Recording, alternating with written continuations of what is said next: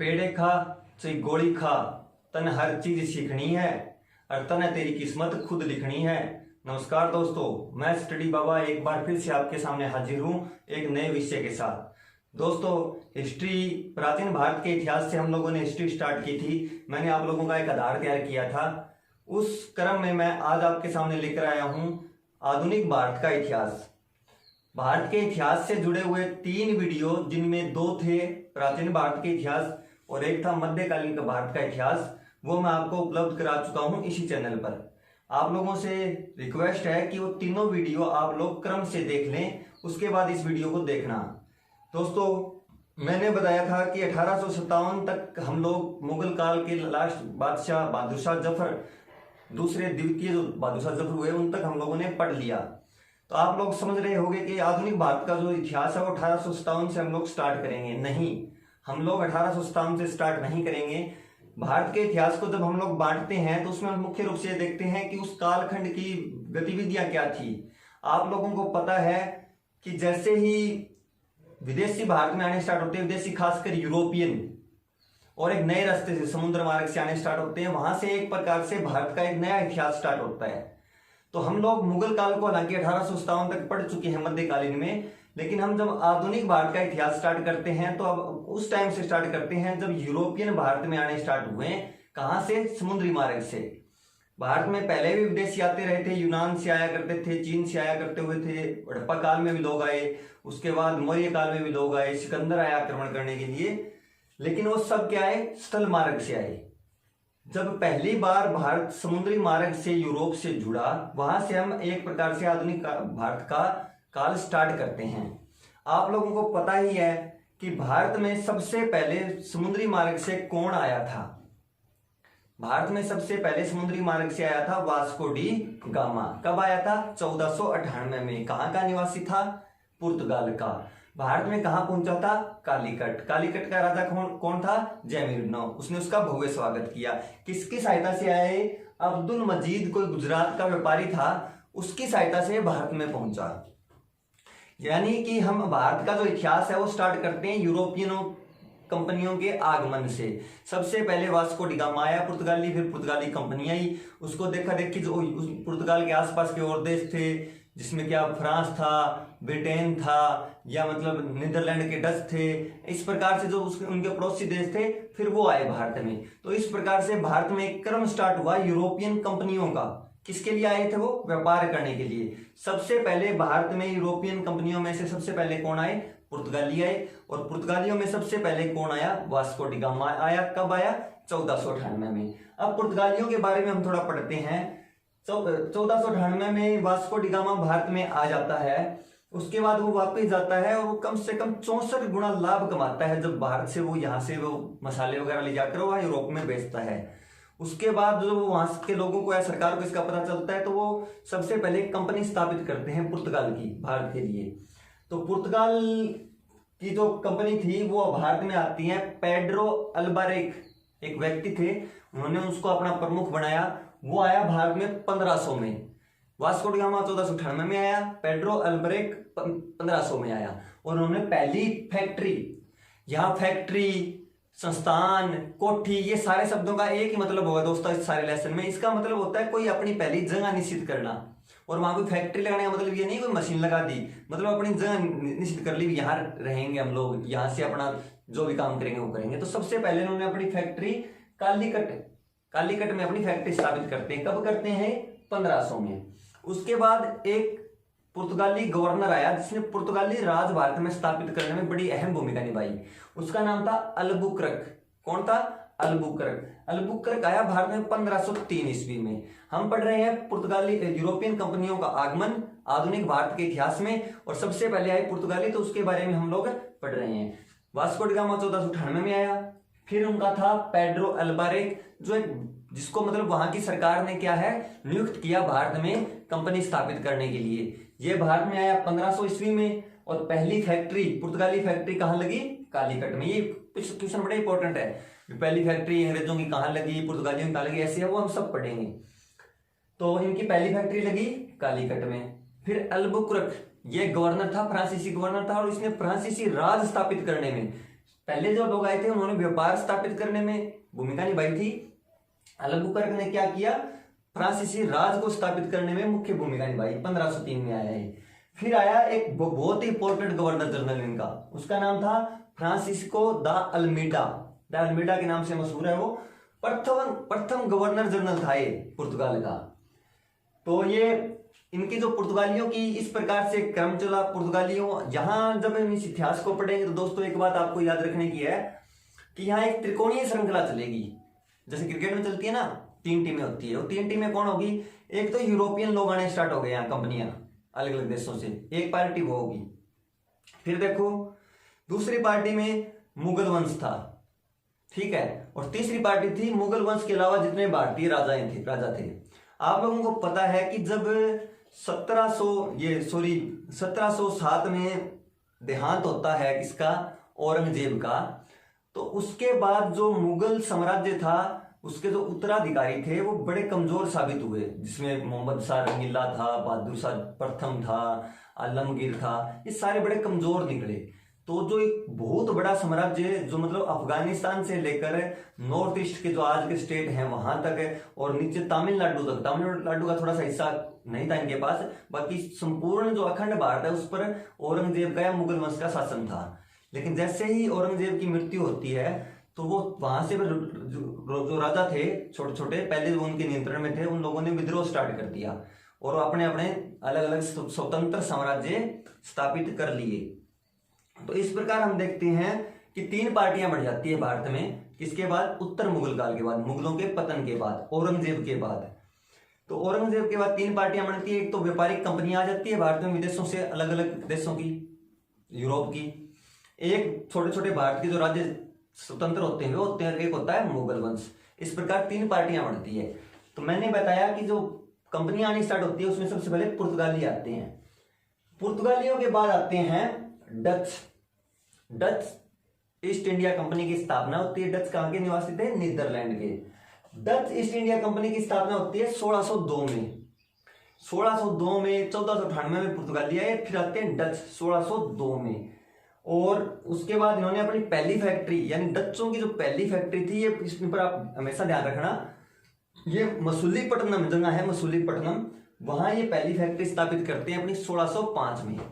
पुर्तगालियों ने कब की थी पहली फैक्ट्री स्थापित, कब की थी, 1500 में। कहा, कालीकट में। उसके बाद आई डच ईस्ट इंडिया कंपनी की स्थापना कब हुई, 1602 में।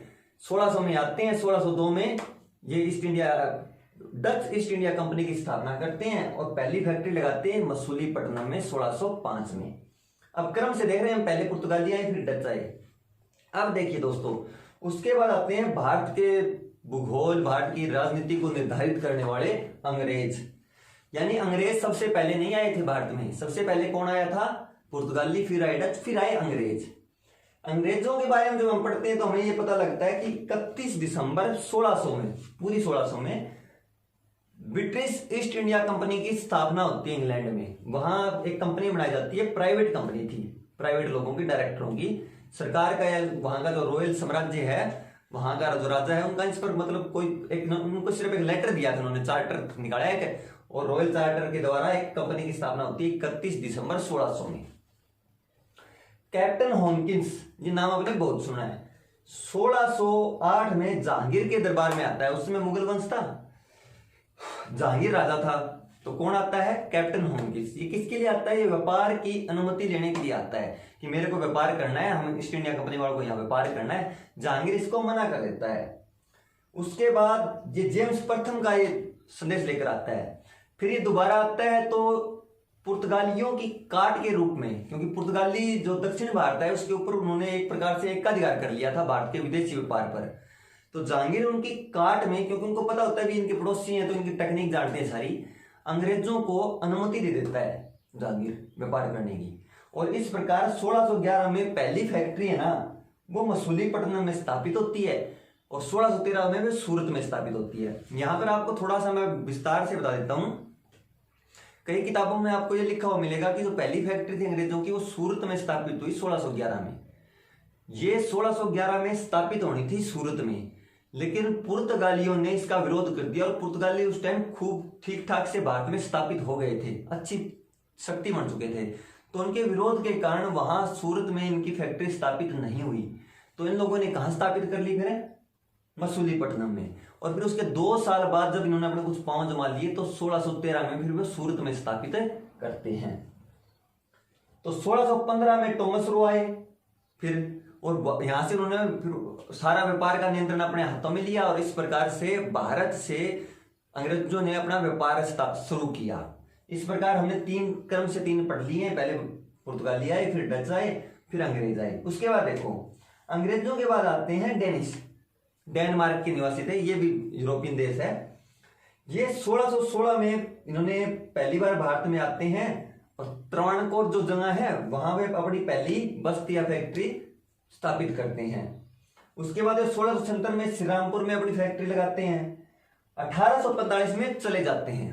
1845 में अपना यहां से अपना बोरिया बिस्तर उठाकर चले जाते हैं। इसका कारण ये होता है कि इन लोगों का जो ज्यादा ध्यान था ना, वो ध्यान था ज्यादा मतलब सुमात्र पर या इंडोनेशिया पर, उस साइड में। तो ये लोग भारत को छोड़ देते हैं क्योंकि इनको लगता है यहाँ पर बहुत ज्यादा पार्टियां हैं जिनके साथ संघर्ष करना पड़ेगा। तो ये लोग उस जगह को छोड़ देते हैं। उसके बाद देखिए, उसके बाद आते हैं फ्रांसीसी, फ्रेंच। तो उसमें उस टाइम लुईस 14वें का शासन था। तो वो वहां से एक काल्बर्ट नाम के व्यक्ति को नियुक्त करता है भारत में और एक फैक्ट्री स्थापित करते हैं, फ्रेंच ईस्ट इंडिया कंपनी। और जो फैक्ट्रियां थी, कंपनियां थी, जैसे अंग्रेजों की थी या पुर्तगालियों की थी, उसमें और उसमें फर्क ये है कि सरकारी कंपनी है, इसके ऊपर राजा का नियंत्रण है, पूरा प्राइवेट कंपनी नहीं थी। जबकि जो ब्रिटिश ईस्ट इंडिया कंपनी थी वो क्या थी? वो प्राइवेट थी। इस प्रकार फ्रांसीसी आते हैं। 1664 में फ्रेंच ईस्ट इंडिया कंपनी की स्थापना होती है और 1667 में वहां का एक वित्त मंत्री था फ्रैंक कारो।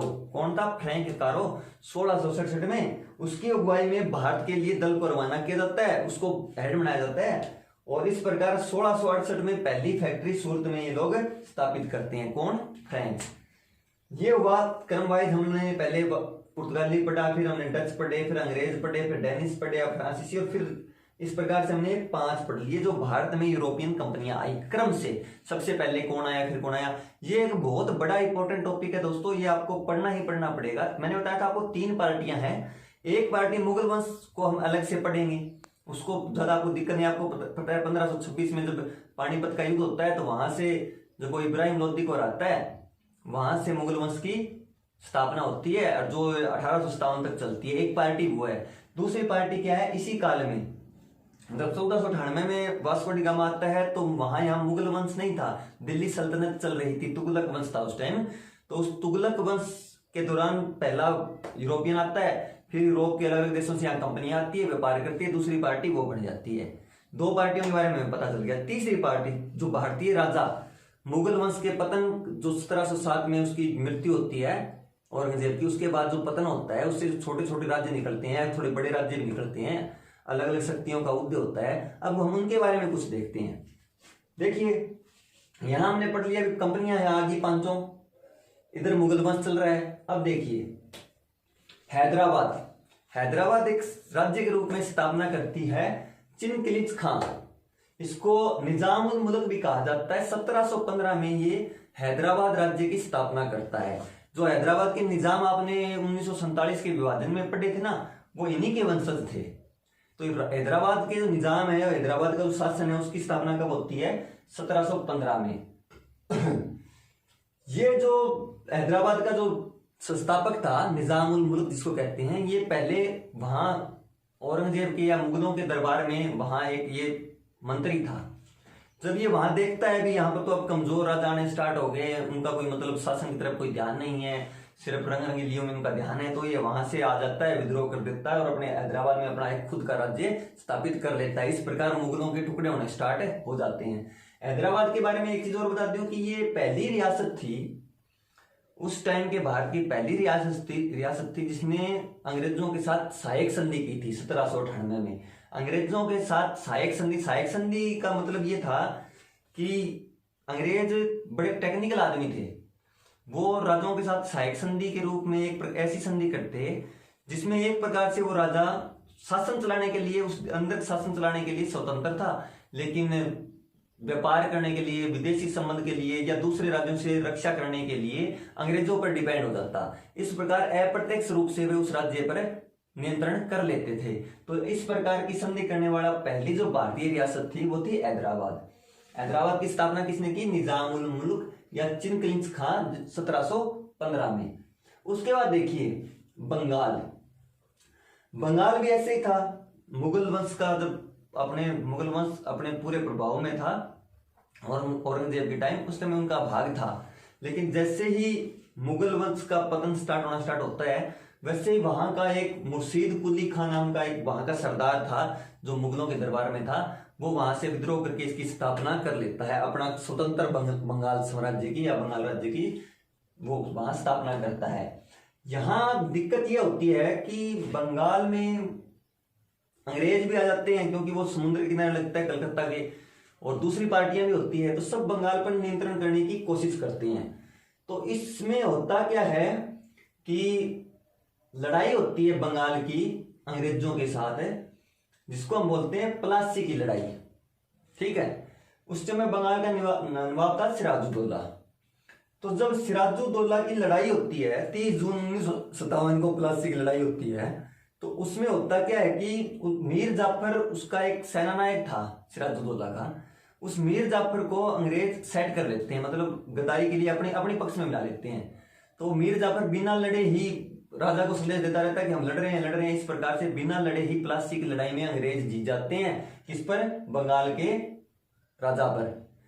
और उसके बाद क्या होता है कि बंगाल भी अंग्रेजों के अप्रत्यक्ष नियंत्रण में आ जाता है, क्योंकि क्या करते हैं वो उस सिराजुद्दौला को हटाकर वहां का नवाब बना देते हैं मीर जाफर को, जो जिसने उसका साथ दिया था। मीर जाफर जब बनता है तो उसके बाद मीर जाफर थोड़े दिन तो उनको लगान देता है, अंग्रेजों को टैक्स देता है, लेकिन बाद में क्या होता है कि वो उससे तंग आ जाता है, वो भी थोड़ा विद्रोह स्टार्ट करता है अंग्रेजों का। तो अंग्रेज क्या करते हैं, उसको हटा देते हैं। उसी का एक और रिलेटिव होता है मीर कासिम, उसको नवाब बना देते हैं। अब जब मीर कासिम को नवाब बनाया जाता है तो वही फिर मीर कासिम करता है। थोड़े दिन तो वो क्या करता है, देता टैक्स, लेकिन बाद में देखता है कि अंग्रेज तो बहुत ज्यादा शोषण करने लगे अपना। तो जब वो थोड़ा सा विद्रोह करता है तो उसको मीर कासिम को फिर हटा देते हैं नवाब से, फिर से मीर जाफर को बना देते हैं। तो मीर कासिम कहां चला जाता है? मीर कासिम चला जाता है अवध के नवाब के पास और मुगलों का जो राजा था उसके पास, और उनको कहता है कि आप मेरे साथ आओ, हम तीनों मिलकर लड़ाई करते हैं। तो इस प्रकार से मीर कासिम, अवध और मुगल अपनी इकट्ठी सेना बनाकर अंग्रेजों के साथ युद्ध करते हैं, और उस युद्ध को कहा जाता है बक्सर का युद्ध। आपने दो महत्वपूर्ण युद्ध पढ़े हैं भारत के इतिहास में, एक तो प्लासी का युद्ध और एक बक्सर का युद्ध। प्लासी का युद्ध 30 जून 1757 को हुआ, 1757 में। इसमें क्या था कि बंगाल के नवाब के साथ अंग्रेजों की लड़ाई होती है, और गद्दारी के कारण बंगाल का जो नवाब सिराजुद्दौला था वो आ जाता है, बिना लड़े ही अंग्रेज जीत जाते हैं। लेकिन जो बक्सर का युद्ध था 1764 में, 22 अक्टूबर 1764 में, इसमें क्या होता है कि अवध, मुगल और मीर कासिम मिलकर अंग्रेजों पर अटैक करते हैं। यहां अंग्रेज पहली बार भारत में अपनी युद्ध कौशल का परिचय देते हैं और 3 मिली हुई सेना को पराजित कर देते हैं। इस प्रकार से जो बंगाल था वो अब अंग्रेजों के डायरेक्ट नियंत्रण में आ जाता है, और बक्सर के युद्ध के बाद अंग्रेजों का एक प्रकार से भारत में साम्राज्य का एक शेप में आना स्टार्ट होता है। उसके बाद देखिए यहां फिर क्या होता है, 1764 में युद्ध होता है, तो फिर यहां 2 संधियां होती है। हैदराबाद की पहली संधि, हैदराबाद की दूसरी संधि। इन 2 संधियों में 1765 में दोनों संधि होती है। इन संधियों से बंगाल है ना वो सहायक संधि के द्वारा नियंत्रण में हल्का अप्रत्यक्ष रूप से नियंत्रण में आ जाता है अंग्रेजों के। वैसे प्रत्यक्ष रूप से सहायक संधि पर पहली बार किसने साइन किया था, मैंने आपको बताया था हैदराबाद ने। तो इस प्रकार 1772 में फिर है ना अंग्रेज पहले तो बंगाल पर अप्रत्यक्ष नियंत्रण करते हैं। 1772 में बंगाल पर वे पूर्ण रूप से कब्जा कर लेते हैं। वारन हेस्टिंग उस समय क्या था, गवर्नर जनरल था। इस प्रकार बंगाल हैदराबाद आ गया, पहले मैंने आपको बताया था सहायक संधि द्वारा, फिर बंगाल की मैंने आपको हिस्ट्री बता दी। उसके बाद देखिए एक और भारत में उस समय साम्राज्य आया, वो था मैसूर, जो आज का कर्नाटका है। टिप्पू सुल्तान, हैदर अली, बड़े बड़े वीर हुए जिनके बारे में हम लोगों ने सुना था। अब देखिए दोस्तों, मैसूर की स्थापना करता है हैदर अली। हैदर अली सेना में था और वो देखता है कि मुगल कमजोर होने लग रहे हैं और आसपास के राजा भी कमजोर होने लग रहे हैं, तो वो एक बड़ा बहादुर व्यक्ति था। वो लड़ाई के द्वारा क्या करता है, 1761 में मैसूर साम्राज्य की स्थापना करता है, मैसूर की नींव रखता है साम्राज्य की। जब वो मैसूर साम्राज्य की स्थापना करता है तो अंग्रेज उस टाइम काफी हद तक क्या कर चुके थे, अपनी मतलब राज स्थापित करना स्टार्ट कर दिया था, क्योंकि 1761 में स्थापना करता है, 1757 में प्लासी का युद्ध हो चुका होता है कोई साइड में। तो अंग्रेजों को मुंह खून लग चुका था, उनको पता था कि तो आप यहाँ सब राजाओं को हरा सकते हो। तो तीसरी पार्टी में मैसूर, जब 1761 में मैसूर की स्थापना होती है तो पहली बहुत मैसूर का एक युद्ध होता है, प्रथम आंग्ला मैसूर युद्ध। इसको पहला अंग्रेजों और मैसूर के जो सेना थी उसका युद्ध कहा जाता है। ये हुआ था 1767 से 1769 के बीच में। इसमें क्या होती है कि जो हैदर अली है वो जीत जाता है अंग्रेजों से। तो फिर होती है संधि। अंग्रेज बड़े तेज व्यक्ति थे, आप लोग हमेशा पढ़ोगे जितने भी मैं इस चैप्टर में पढ़ाऊंगा कि वो एक राजा से लड़ाई करते हैं, हार जाते हैं, फिर थोड़े दिन बाद फिर लड़ाई करते हैं, हारने के बाद वो चले जाते हैं, जी माफी करो, माफी दो जी, मुझे गलती कौन कराए सी, ठीक है। लेकिन जब युद्ध होता है तो आपको पता होता है राजा जीत जाए चाहिए। जैसे आप मेरे साथ अगर अंग्रेज लड़ाई करेंगे, मैं शक्तिशाली हूं, मैंने अंग्रेजों को हरा दिया, लेकिन आपको एक पता है कि जब युद्ध होगा तो मेरा कुछ ना कुछ नुकसान होगा, कुछ ना कुछ मैं कमजोर होऊंगा। तो अंग्रेज फिर टेक्निकल आदमी थे, साल 1.5 साल बाद फिर उस पर अटैक कर देते हैं, मैं निश्चित हो जाता हूँ संधि होगी अपनी, फिर भी उसके भी हार जाएं, लेकिन आपकी बार फिर भी संधि कर लेंगे। अब की बार उन्होंने ज्यादा नुकसान कर दिया, मैं कमजोर हो गया, तो मेरे से कुछ शर्तें बनाएंगे, मैं मान लूंगा, फिर तीसरी बार फिर करेंगे। ऐसे करते थे अंग्रेज, बार बार युद्ध करते थे, कमजोर करते थे, फिर संधि कर लेते थे, फिर युद्ध करते थे, फिर संधि कर लेते, ऐसे करते करते 5-10 सालों में उस राज्य को अपने में मिला देते थे। ये थी उनकी टैक्टिक्स। तो पहला आंग्ला मैसूर युद्ध होता है 1767 से 1769 में, और यहाँ पर मद्रास की संधि होती है हैदर अली के साथ। उसके बाद दूसरा युद्ध होता है, दूसरा आंग्ला मैसूर युद्ध। ऐसे 4 युद्ध हुए, ये 1780 से 1784 में चलता है। इसमें फिर मैंगलोर की संधि करते हैं अंग्रेज, यहाँ हैदर अली की मृत्यु हो जाती है, हैदर अली मर जाता है, उसकी जगह वहां का जो शासक था वो बनता है उसका लड़का टिप्पू सुल्तान। टिप्पू सुल्तान के टाइम पे तीसरा आंग्ला मैसूर युद्ध होता है, उसको उसमें रंगापट्टनम की संधि होती है। अंग्रेज जीत जाते हैं और टिप्पू सुल्तान को उनकी बहुत सी शर्तें माननी पड़ती है, यानी अप्रत्यक्ष रूप से थोड़ा थोड़ा प्रेशर में कब्जा में आने स्टार्ट होते हैं। उसके बाद टिप्पू सुल्तान दोबारा अपने आप को रिकंस्ट्रक्ट करता है, फ्रांस के साथ उसका कुछ कनेक्शन होता है, वहां से वो कुछ मदद लेता है, और फिर चौथा युद्ध होता है अंग्रेजों और मैसूर के बीच, चौथा युद्ध होता है 1799 में। इसमें क्या होती है कि टिप्पू सुल्तान की मृत्यु हो जाती है। टिप्पू सुल्तान की मृत्यु होने के बाद जो वहां का आगे उसका राजा बनता है, वो ऐसा नहीं बनता कि वो लड़ाई करे अंग्रेजों के साथ, वो अंग्रेजों के साथ सहायक संधि पर साइन कर लेता है। इस प्रकार मैसूर के रूप में एक और साम्राज्य अंग्रेजों के अधीन होता चला जाता है। ये सहायक संधि से साइन किए, ऐसे किए, ये वही चीजें हैं जो आगे 1947 में जब भारत आजाद हुआ उस टाइम 562 रियासतें थी। अंग्रेजों ने क्या किया कि एक तो अपना पूरा पूरा इलाका संभाल लिया जिस पर उनका ही कब्जा था। उन इलाकों के बीच में कुछ कुछ इलाके थे जिनको रियासत बोला जाता था, जैसे मैसूर हो गया, मैंने कहा बंगाल हो गया, हैदराबाद हो गया।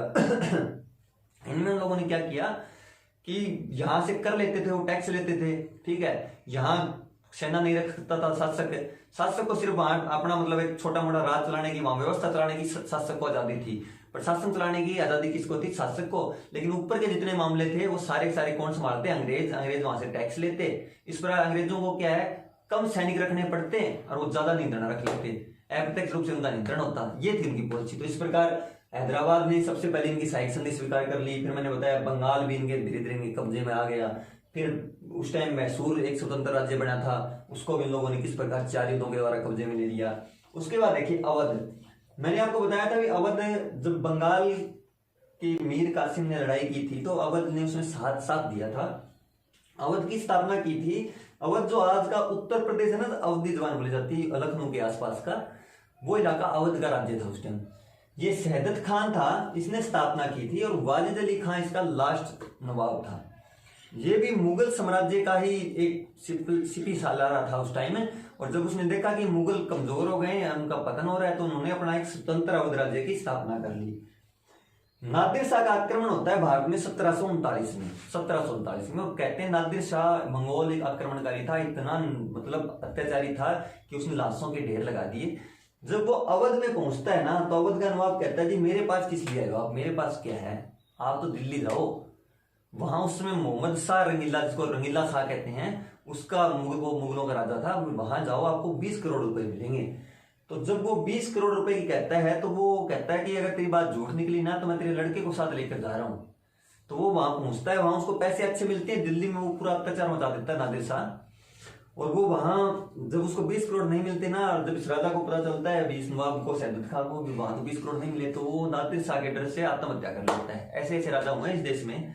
तो इस प्रकार अवध है ना 1856 में अवध ने हालांकि साथ दिया था बंगाल का लड़ाई में 1764 में, जो बक्सर की लड़ाई थी उसमें। लेकिन अंग्रेजों ने फिर क्या किया, उसके बाद के जो राजा हुए अवध के वो ढीले थे, तो अंग्रेजों ने इनके साथ लड़ाई करनी उचित नहीं समझी, इनके वैसे नियंत्रण में रहे। और 1856 में अवध को पूर्ण रूप से अंग्रेजों ने अपने राज्य में मिला दिया। किस आधार पर? कुशासन के आधार पर। कुशासन के आधार पर भारत में मिलाया, अंग्रेजों के साम्राज्य में मिलाया जाने वाला पहला भारतीय रियासत थी अवध। उन्होंने कहा यहाँ की शासन व्यवस्था सही नहीं चल रही, तुम्हारी तुम चलो छुट्टी। इस प्रकार अवध की खत्म हो जाता है। एक और महत्वपूर्ण साम्राज्य उस टाइम का है राजपूताना, मेवाड़ वाला है। यहाँ आमेर था, मेवाड़ था, मारवाड़ था, ये अलग छोटे छोटे साम्राज्य स्थापित होते हैं। सवाई जय सिंह आप लोगों ने नाम सुना होगा, जिन्होंने जयपुर शहर की स्थापना की थी, और जिन्होंने आमेर जो साम्राज्य है, अजमेर का जो साम्राज्य है, उसकी स्थापना भी इन्होंने की थी। इनकी एक और बड़ी उपलब्धि है कि इन्होंने भारत में 4 प्रयोगशालाएं, जंतर मंत्र बोलते हैं जिसको, जिससे हम ये खगोल विज्ञान के प्रयोग करते हैं, ये 4 स्थापित की थी। एक दिल्ली में की थी, एक जयपुर में, एक मथुरा में, एक उज्जैन में, शायद 5 एक वाराणसी में। ऐसे इन्होंने 4-5 जो सवाई जय सिंह थे, इन्होंने प्रयोगशालाएं स्थापित की। ये एक साम्राज्य था राजपूताना। इसमें क्या है, इसमें इनकी लड़ाई चलती रहती है। जैसे मेवाड़ में हम महाराणा प्रताप के बारे में सुनते हैं, लेकिन महाराणा प्रताप के ने अधीनता स्वीकार नहीं की, लेकिन बाद में क्या होता है कि वो अधीनता स्वीकार कर लेते हैं मुगलों की, और मुगलों के नियंत्रण में आकर वापिस खत्म हो जाते हैं। इस प्रकार बाद में इनके राजा होते हैं, वो धीरे धीरे अंग्रेजों के साथ, अंग्रेजों ने इन लोगों को अपने साथ मिला लेते हैं। एक और था जाट साम्राज्य। जाटों ने भी अपनी रियासत बनाई, भरतपुर के आसपास जो इलाका है यहाँ राजस्थान में, यहाँ उनका साम्राज्य था, जिसका एक बहुत प्रसिद्ध महाराज हुआ, महाराज सूरजमल। हालांकि जो जाट साम्राज्य था, जो सूरजमल था, उसको अफलातून के नाम से जाना जाता है। और इसकी स्थापना की थी चूड़ामण ने जाट साम्राज्य की स्थापना की थी, और इसका एक प्रसिद्ध राजा हुआ महाराजा सूरजमल।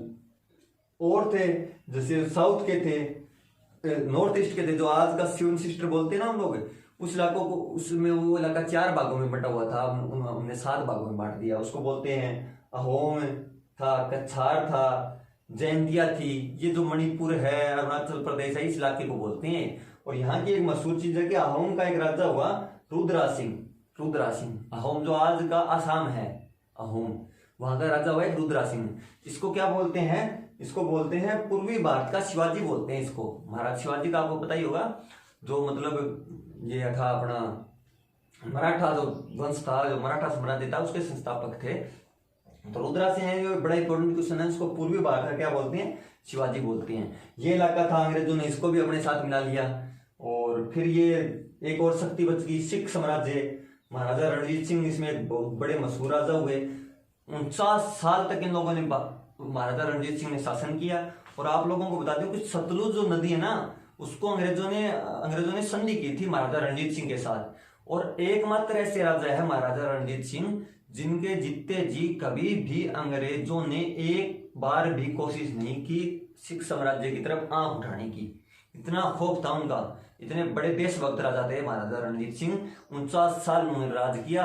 सतलुज नदी की सीमा मान लिया था अंग्रेजों ने, 20 साइड में महाराजा रणजीत सिंह का शासन है, इस साइड में हमारा है, हम लोग उधर कभी नहीं जाएंगे। और वो जीतते जी कभी भी, हर राजा के साथ इन्होंने घुसपैठ की, अंग्रेजों ने हर राजा के साथ गद्दारी की, महाराजा रणजीत सिंह के साथ कभी गद्दारी नहीं की। सिख साम्राज्य की 49 साल इन्होंने राज किया।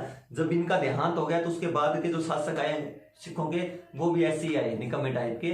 और इनके साथ अंग्रेजों के 2 युद्ध हुए। 1845 का पहला युद्ध हुआ, इसमें इनको संधि करनी पड़ी, अंग्रेजों ने कुछ चीजें इनकी माननी पड़ी अंग्रेजों की, और सिख साम्राज्य बचा रह गया। लेकिन 1848-49 में दूसरा युद्ध होता है। इसमें क्या करते हैं कि साम्राज्य को अपने में मिला लेते हैं। और उस साम्राज्य का उत्तराधिकारी था 13-14 साल का एक दलीप सिंह। उस दलीप सिंह को इंग्लैंड भेज देते हैं पढ़ने के लिए। अब यहाँ आपकी जानकारी के लिए बता दूं कि जो भारत में क्रिकेट की एक ट्रॉफी होती है, दलीप ट्रॉफी, वो दलीप ट्रॉफी इन्हीं के नाम पर होती है। जाके इंग्लैंड के लिए क्रिकेट खेलते हैं फिर महाराजा दलीप सिंह। तो इस प्रकार जो सिख साम्राज्य है उसको भी अंग्रेज अपने में 1848 में मिला लेते हैं। एक और था सिंध, आज का जो पाकिस्तान है। इस पाकिस्तान के साथ क्या होते हैं कि 1838 में अफगान, उस टाइम अफगानिस्तान और सिंध एक ही था, उसके राजा के साथ अंग्रेज संधि करते हैं और उसको उसके जो विदेशी नियंत्रण है वो अपने हाथ में ले लेते हैं। क्यों ले लेते हैं? क्योंकि जैसे आज अफगानिस्तान है ना, जियो पॉलिटिकल उसकी जो ज्योग्राफी है अफगानिस्तान की वो इतनी महत्वपूर्ण है कि वो दो बड़ी बड़ी शक्तियों के बीच में है। जैसे अंग्रेज भारत में थे और रशिया उस टाइम भी पावर था, तो रशिया ऊपर था, उनके बीच में पड़ता था दोनों के। तो सबको ये लगता था कि अगर इसको आप कैप्चर कर लेते हैं तो आप मतलब ज्यादा शक्ति में रहेंगे। तो अफगानिस्तान के साथ अंग्रेज क्या कर लेते हैं? संधि कर लेते हैं। तेरा क्षेत्र एक प्रकार से हमारा होगा, तू तेरा राज करने के लिए स्वतंत्र है, लेकिन बाहर के जो विदेशों के साथ तेरे को संबंध रखने हैं वो हम रखेंगे। इस प्रकार वो मतलब संधि कर लेते हैं। बाद में क्या करते हैं कि 1843 में लड़ाई करते हैं, 38 में संधि करते हैं। मैंने बताया कभी लड़ाई कभी संधि ये करते थे अंग्रेज। तो 1843 में लड़ाई करते हैं और सिंध को अपने में विलय कर लेते हैं। हालांकि फिर बाद में क्या होता है, अफगानिस्तान 1905 में संधि करके अफगानिस्तान को अलग कर देते हैं। इस प्रकार अफगानिस्तान की अलग से स्थापना होती है। इस प्रकार मैंने आपको बताया कि भारत में जो 3 पार्टियां थी, व्यापारिक कंपनियां कौन सी, जो यूरोपियन कंपनियां आई वो कैसे कैसे आई, मुगल साम्राज्य चल रहा था उसके बारे में हम पढ़ चुके हैं मध्यकालीन भारत में, और एक तीसरी जो भारत में स्वतंत्र राज्य चले उस टाइम बने, उनको किस प्रकार अंग्रेजों ने अपने कब्जे में लिया। इस प्रकार से मध्यकालीन भारत का एक प्रकार से मास्टर वीडियो मैंने आप लोगों को उपलब्ध करा दिया है। इससे अब एक चीज स्पष्ट हो गई है कि इससे आगे मतलब जैसे ही 1857 से आगे की पढ़ेंगे बातें, और इसमें ये पढ़ेंगे भी गवर्नर जनरल, अंग्रेजों के गवर्नर जनरल आए, सबसे पहले कौन आया, फिर कौन आया, उसने क्या क्या सुधार किए, सामाजिक आर्थिक सुधार क्या हुए, फिर उसके बाद 1857 के बाद क्रांति हुई। उस क्रांति के बाद अंग्रेजों ने की जो कंपनी थी उसका राज खत्म हो जाता है और वहां का जो राजा था क्राउन जो महारानी है उसका राज भारत में स्टार्ट हो जाता है, जो 1947 तक चलता है। इस प्रकार से हम आगे पढ़ेंगे। तो हम लोगों ने मैंने आपको आधुनिक भारत के इतिहास का एक मास्टर वीडियो दे दिया है। ये मास्टर वीडियो है, इंट्रो नहीं है। इसमें मैंने एक एक चीज डिटेल से आपको बता दी है कैसे कैसे क्या होता है। इसके अलावा सिर्फ यूपीएससी लेवल पर ही इससे ज्यादा गहराई में आता है। ऐसे जो कंपटीशन के एग्जाम है उसमें इतनी ज्यादा गहराई में आएगा भी नहीं। मैंने आपको छोटी से छोटी बात बताई है। मास्टर वीडियो मैंने आप लोगों को प्रोवाइड करा दिया है। प्राचीन आधुनिक भारत के इतिहास का पहला मास्टर वीडियो। 3 भागों में हम आधुनिक भारत का इतिहास करेंगे मास्टर वीडियो, जिसमें सब कुछ दूंगा मैं। 2 वीडियो और लेकर आऊंगा मैं। एक वीडियो मैंने आप लोगों को प्रोवाइड करा दिया। दोस्तों वीडियो को आप इसको देखो। इससे पहले जो मैंने हिस्ट्री के 2 और आपको इंट्रो वीडियो दिए हैं उनको आप जरूर पढ़ना।